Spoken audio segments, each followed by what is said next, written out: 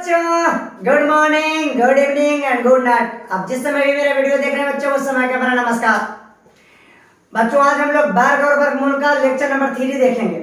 यदि आपने lecture number 1 and lecture number 2 नहीं देखा है तो अवश्य देख लें बच्चों।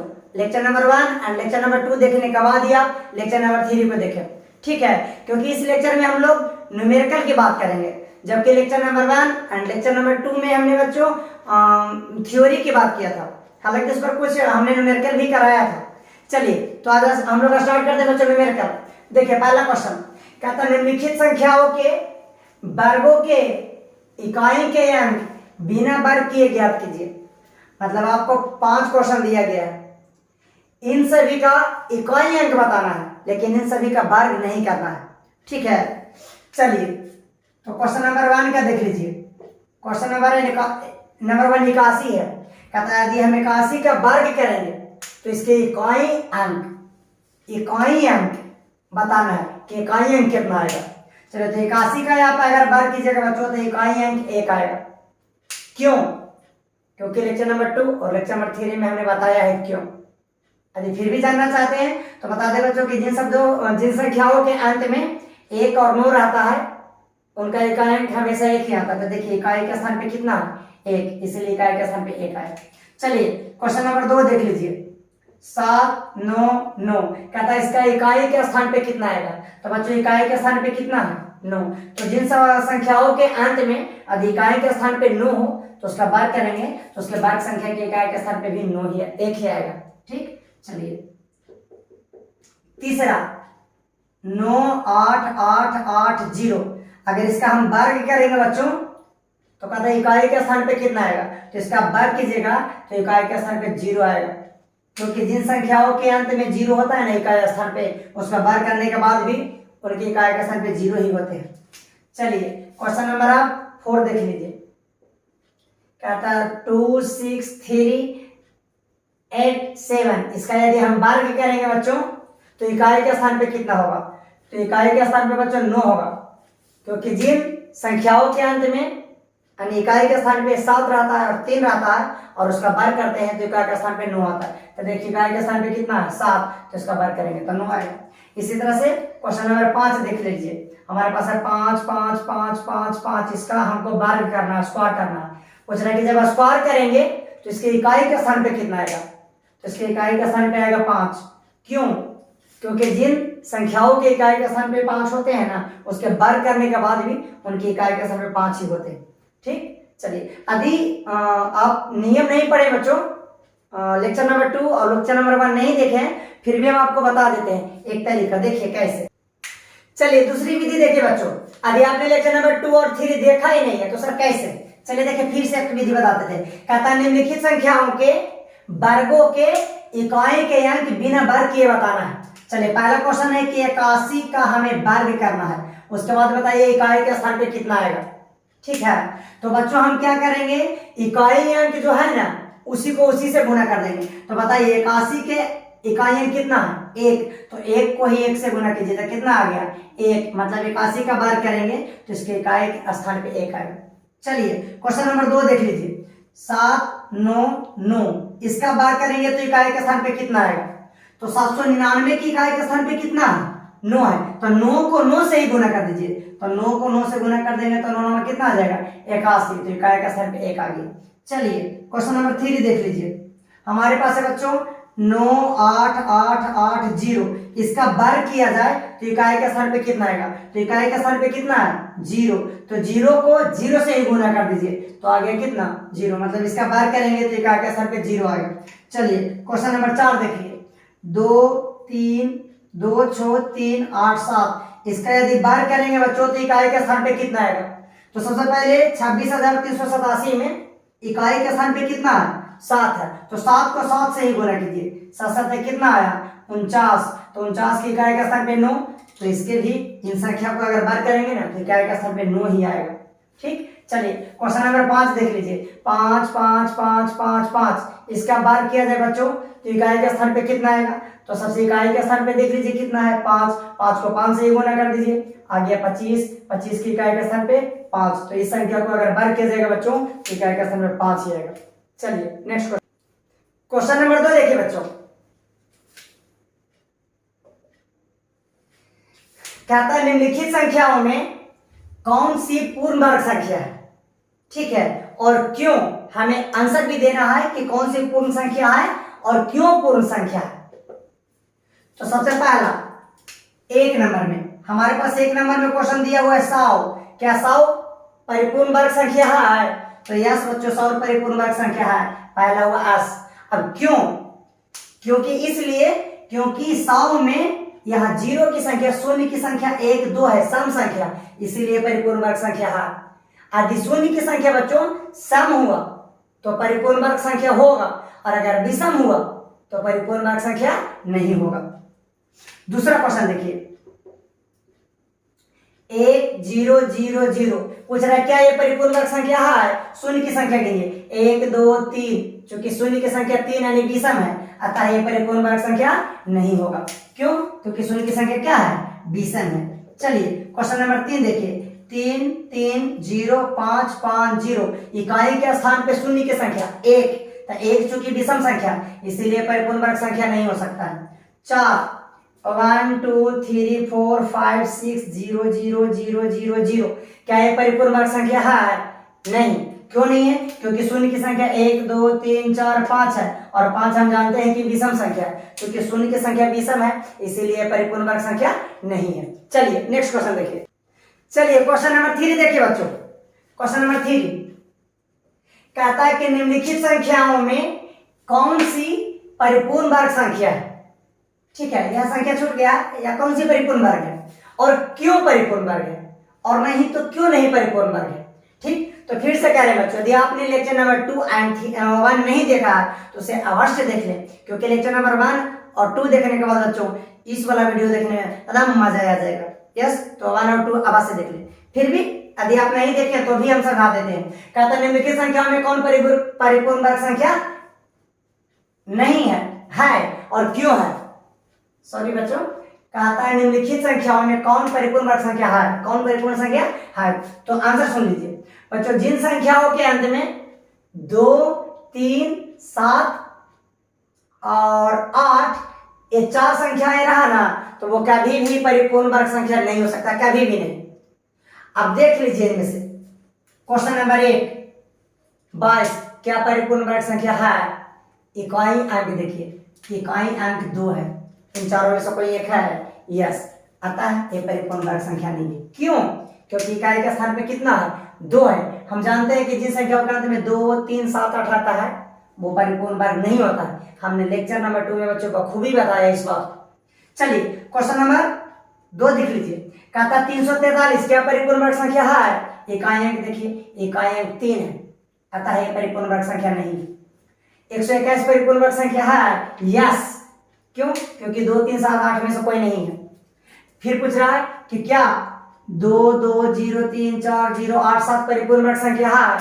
इकाई के स्थान पे देखिए बच्चों 7 है, इसमें से कोई वह है 2 3 7 8, चूंकि इकाई के स्थान पे 7 है अतः ये परिपूर्ण वर्ग संख्या नहीं है। फिर पूछ रहा है 3 7 3 7 5 8 क्या परिपूर्ण वर्ग संख्या है?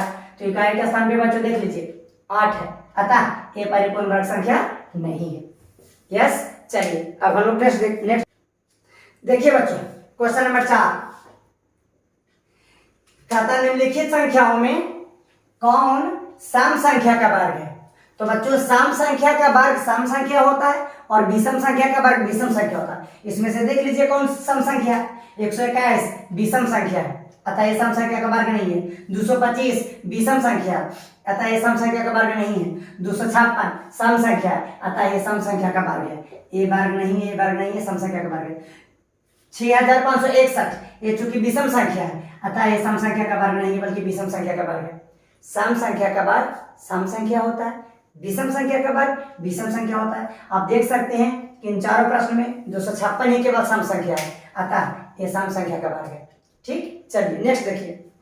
चलिए क्वेश्चन नंबर 5 देख लीजिए बच्चों, कहता है निम्नलिखित संख्याओं में कौन विषम संख्या का वर्ग है। तो विषम संख्या का वर्ग बच्चा विषम संख्या होता है। देख लीजिए इसमें कौन विषम संख्या, 196 सम संख्या है, तो ये सम संख्या का वर्ग हो गया। ये देख लीजिए 144 सम संख्या है तो सम संख्या का वर्ग हो गया। 225 विषम संख्या है तो ये विषम संख्या का वर्ग हो गया। 900 सम संख्या है तो ये सम संख्या का वर्ग हो गया। हम जानते हैं कि विषम संख्या का वर्ग विषम संख्या होता है और सम संख्या का वर्ग सम संख्या होता है। सम संख्या है, सम है परंतु ये विषम है, मतलब ये विषम संख्या का वर्ग है। ठीक, चलिए क्वेश्चन नंबर हम लोग नेक्स्ट देखेंगे। चलिए क्वेश्चन नंबर 5 देखिए बच्चों, कहता है बिना वर्ग के मान ज्ञात करें। मतलब इन सभी संख्याओं का वर्ग नहीं करना है, मतलब इन सभी संख्याओं को कोई विधि से हल करना है। बच्चों हमने थ्योरी नंबर लेक्चर नंबर 2 में इसका थ्योरी बता रखा है, ठीक है, तो इसे लेक्चर नंबर 2 एंड 1 अवश्य देखें। चलिए स्टार्ट करना। कहता 23 का स्क्वायर माइनस 22 का स्क्वायर, इसका वर्ग और इसका वर्ग करके हमें नहीं निकालना, ऐसे निकालना। तो बच्चों ये दोनों देखिए क्रमागत है, तो क्रमागत संख्याओं के अगर वर्गों का अंतर रहे ना बच्चों तो आंसर क्रमागत संख्याओं के योगफल के बराबर हो जाता है। अर्थात यहाँ हो जाएगा 23 प्लस 22, यानी 23 प्लस 22 बराबर हो गया कितना, 45। उसी तरह से 551 और 550 क्रमागत है, इसका वर्ग और इसका वर्ग का अंतर है और इसका आंसर निकालना, तो वर्ग नहीं करना बल्कि आंसर कैसे निकालना, तो इसका और इसका योगफल के बराबर हो जाएगा, यानी 551 प्लस 550 के बराबर हो जाएगा, यानी कितना 1, फिर 5 5 10 के 0, 5 5 10 के 11। इसी प्रकार से बच्चों का था 65 का स्क्वायर बताइए, लेकिन मान नहीं रखना, इसे बनाना है। तो बच्चों 65 का स्क्वायर के लिए बताए थे कि जिन संख्याओं के अंत में इकाई के स्थान पे 5 हो तो उसका वर्ग निकालने का तरीका था कि यहाँ पर जो सबसे पहले वो लिख दीजिए, तो यहाँ पर 6 है, उससे एक ज्यादा लिख लेना है तो यहाँ पर 7 लिखेंगे, फिर गुना में 100 लिखेंगे प्लस 5 का स्क्वायर। तो बच्चों 6 7 42, 42 गुना 100 बराबर 4200, तो यह आ गया 4200 और प्लस में यहाँ से 5 का स्क्वायर 25, यानी टोटल हो गया 4225। उसी प्रकार से 75 का स्क्वायर, तो इसको कैसे बनाएंगे, तो जिन संख्याओं के अंत में 5 हो उसका वर्ग निकालने का तरीका है कि सबसे पहले देखिए अंत में कितना है, इकाई स्थान पे 5, तो उससे पहले कितना है 7। अब जो 7 है ना उससे एक ज्यादा लीजिए, तो 7 गुना 8 अब गुना 100 अब प्लस 5 का स्क्वायर, जिसमें 100 और 5 का स्क्वायर फिक्स है, केवल जो संख्या यहाँ पर रहेगा वो और उससे एक ज्यादा, तो 7 और 7 से ज्यादा 8। चलिए 8 7 56, 56 गुना 100 बराबर 5600 और प्लस में 5 का स्क्वायर 25। इस तरह से बच्चों हो गया 5625। चलिए नेक्स्ट क्वेश्चन देखिए बच्चों। चलिए बच्चों क्वेश्चन नंबर 6 देखिए। हम फिर से बोलते बच्चों कि यदि आपने lecture number 1 and lecture number 2 नहीं देखा है तो उसे अवश्य देख लें, क्योंकि उस वीडियो को देखने के बाद बच्चों जब इस वीडियो को आप देखेंगे तो सच में कसम उड़ान छल्ले की मजा आ जाएगा। ठीक, तो आइए स्टार्ट करते हैं। कहता है कि रिक्त स्थानों को भरें, रिक्त स्थानों को भरें। तो एक रूल है बच्चों, इस रूल को पहले समझ लीजिए तो आसानी से भर जाएगा। जैसे हमारे पास 2 है और 2 के क्रमागत इससे एक बड़ा कितना होता है 3, और इन दोनों का वर्ग को हमें जोड़ना है, तो 2 का वर्ग प्लस 3 का वर्ग, चूंकि दोनों क्रमागत है। उसके बाद में क्या कीजिए कि इन दोनों को गुना करके जोड़ दीजिए, 3 दूनी 6, तो अगर 6 का वर्ग जोड़ दीजिएगा ना, पहले 2 का वर्ग जोड़ना है, इससे क्रमागत जो भी रहे, यहाँ 4 रहे तो इससे क्रमागत 5, 6 रहे तो 7, यहाँ पे 2 है तो इसका क्रमागत 3 का स्क्वायर, फिर इन दोनों का गुना करते तो 3 दूनी 6 का स्क्वायर, और साथ में जो यहाँ पर आया उससे एक ज्यादा, तो 6 एक कितना हो गया 7, तो बराबर में आ जाएगा 7 का स्क्वायर। नहीं तो देख लीजिए 6 छक्का 36, 3 का 9, 36 9 45 45 और 49, 7 का स्क्वायर 49। बच्चों लेक्चर नंबर 2 इतना इंपॉर्टेंट है कि हमें बार बार कहना पड़ रहा है। ठीक है, चलिए तो सर हल कर दीजिए। चलिए हम हल कर रहे हैं। 4 का स्क्वायर प्लस 5 का स्क्वायर, तो बच्चों यहाँ 4 का स्क्वायर है प्लस यहाँ 5 का स्क्वायर है, प्लस डॉट डॉट डॉट, अब बराबर में यहाँ 21 का स्क्वायर है। तो बताइए 4 5 का क्रमागत है ना, तो यहाँ पे कितना भराएगा, दोनों का गुणनफल, यानी 4 और 5 का 4 5 कितना हो गया 20, तो बच्चों यहाँ पर भराएगा 20 का स्क्वायर। बात समझ रहे हैं। यदि लेक्चर नंबर 2 आपने देखा है बच्चों तो वीडियो को पहले पॉज करें और खुद बनाएं, उसके बाद देखें। चलिए क्वेश्चन नंबर 2 देख लीजिए। कहता है 5 का square plus dot dot dot plus 30 का स्क्वायर बराबर में 31 का स्क्वायर। सोचिए यहाँ 5 है तो इसका क्रमागत कितना होना चाहिए, इससे एक ज्यादा, तो 5 से एक ज्यादा सर 6 होना चाहिए, तो यहाँ पे 6 का स्क्वायर, नहीं तो गुणा करके देख सकते 5 6 का 30 और 30 से 31। बात समझ रहे हैं बच्चों, यदि समझ रहे हैं तो यहाँ से बोले। चलिए नेक्स्ट, फिर है कि 6 का स्क्वायर अब प्लस 7 का स्क्वायर, इससे एक ज्यादा, अब प्लस में डॉट डॉट डॉट अब बराबर में डॉट डॉट डॉट, तो बताइए यहाँ 6 है इससे एक ज्यादा 7 है, 6 का स्क्वायर प्लस 7 का स्क्वायर, तो यहाँ पे कितना भरेगा, दोनों को गुणनखंड, 6 7 42, तो यहाँ पर भरा जाएगा बच्चा 42 का स्क्वायर। सर यहाँ पे क्या भरेगा, इससे एक ज्यादा, तो 42 से एक ज्यादा कितना हुआ 43, तो यहाँ पे भरा जाएगा बच्चा 43 का स्क्वायर। चलिए नेक्स्ट देखिए, चलिए नेक्स्ट क्वेश्चन देखिए बच्चों, कहता है क्या 15 20 और 25 पाइथागोरस त्रिक है।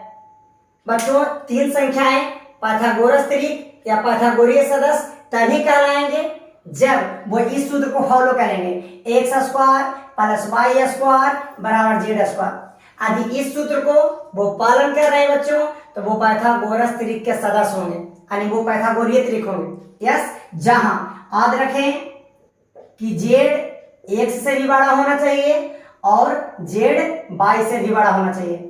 कहने का मतलब ये है बच्चों कि जेड जो होना चाहिए वो एक्स से भी बड़ा होना चाहिए और वाई से, दोनों से बड़ा होना चाहिए। तो देख लीजिए इन तीनों संख्याओं में सबसे बड़ा कितना है 25, तो यहाँ जेड बराबर हो गया 25 बच्चों।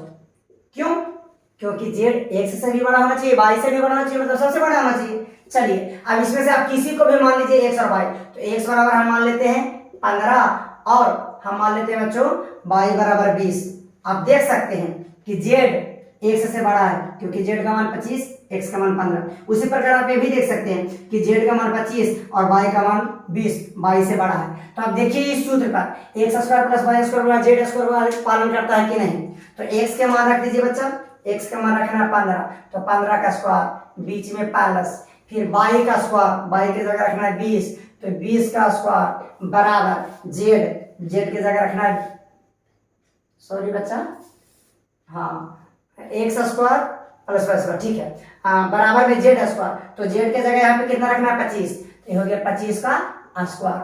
चलिए 15 का स्क्वायर बच्चों 225 होता है, 20 का स्क्वायर 400 होता है और 25 का स्क्वायर 625 होता है। अब 400 में 225 जोड़िएगा तो आ जाएगा 625 बराबर 625। आप देख सकते हैं कि दोनों बराबर है, मतलब दिए गए समीकरण को पालन कर रहा है, इस सूत्र को पालन करता है। इसका मतलब 15 20 25 पाइथागोरस त्रिक के सदस्य हैं।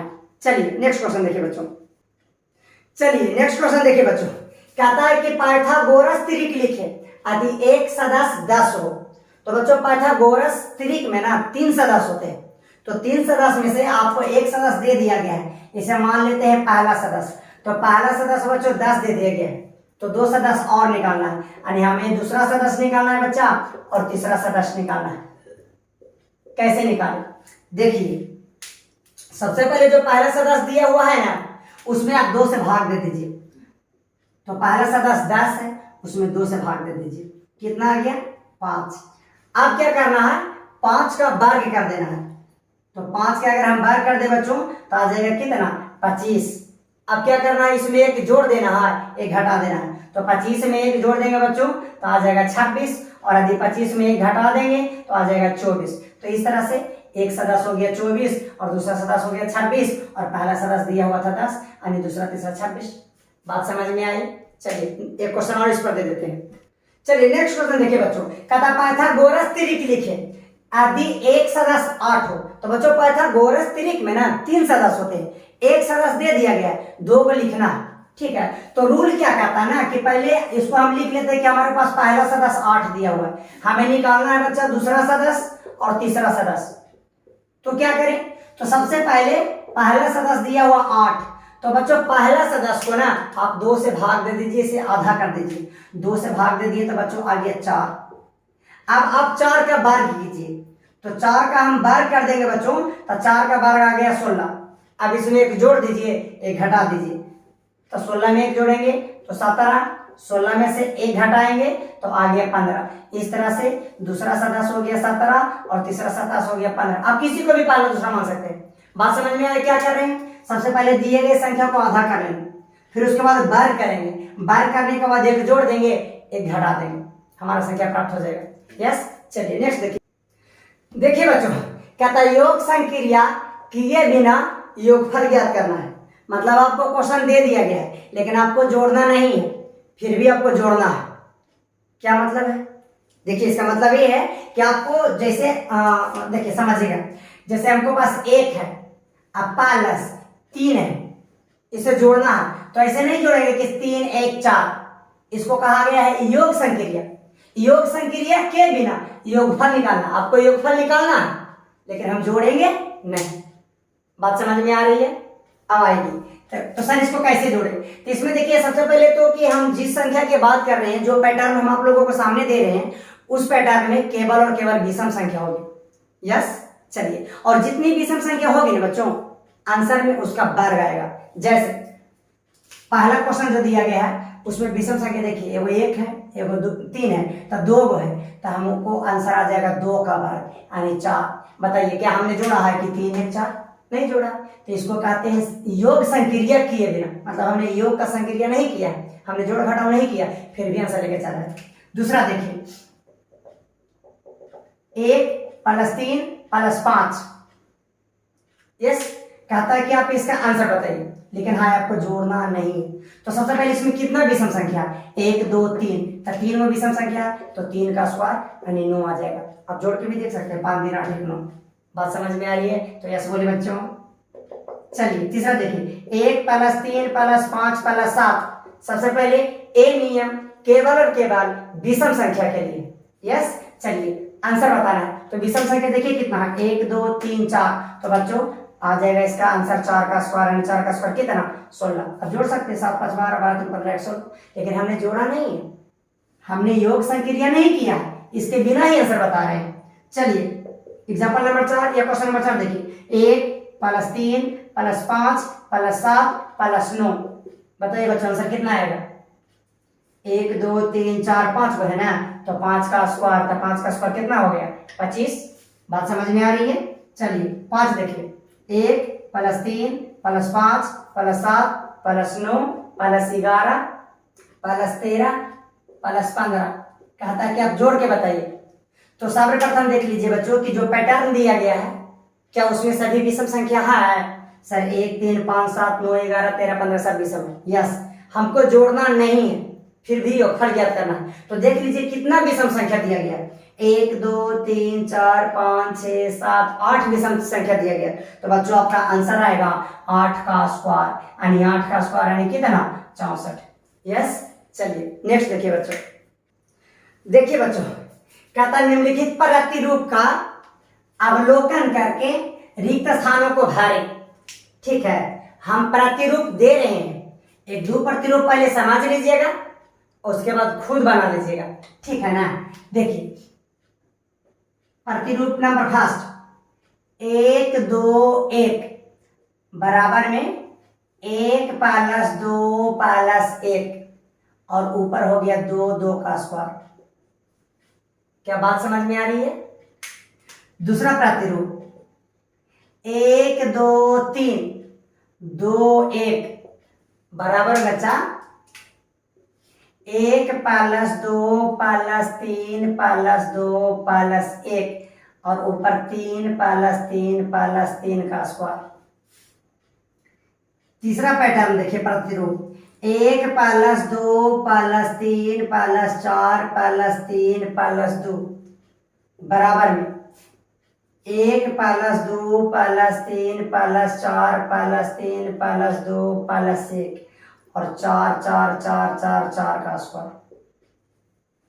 क्या प्रतिरूप समझ में आ रहा है? नहीं आ रहा तो देखिए, प्रथम प्रतिरूप में बच्चों 1 2 1 दिया गया, मतलब 1 से लेकर 2 तक बढ़े हैं।